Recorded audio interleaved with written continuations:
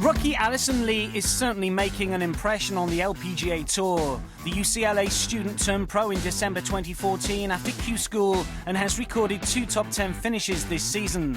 The highlight was 3rd place at the Kingsmill Championship, which also gave her some valuable experience of being in contention on the final day of a tournament. I played the best I could out there at Kingsmill. I feel like I struck the ball really well. I was putting really well. I had a couple mistakes out there that really cost me the tournament, I feel like. And I just learned you can't make those kind of mistakes if you want to win a tournament like that. I mean, I 4-putted on Saturday, and you can't do something like that if you want to win a tournament.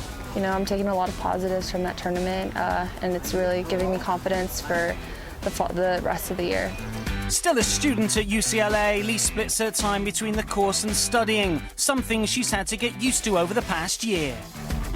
Before turning pro, I would play 10 tournaments in an entire year, and I've already played that many tournaments, and it's not even half the year isn't even over yet. So it's been hard kind of adjusting to life out here, and especially with traveling so much. Before I go to tournaments, I always look up, the things to do in the area, the best restaurants in the area and the best shopping in the area. So whenever I go to tournaments with my mom, she's super anxious to go do all that stuff with me.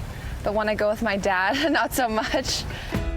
And it's her dad that's been so influential on her love for the game. But it wasn't a passion for golf that first got Alison interested in the sport. My dad loved golf. He was a golf fanatic, and he would always leave me and my younger brother at home with my mom.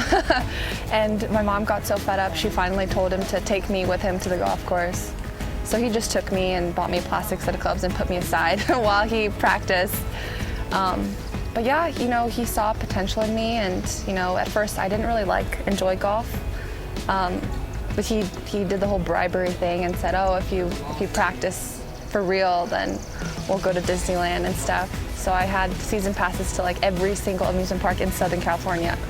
But yeah, as I got older, I played in my first tournament when I was 7, and I won my first tournament, and I think that's really what sparked me, starting to enjoy the game more and being more interested in golf.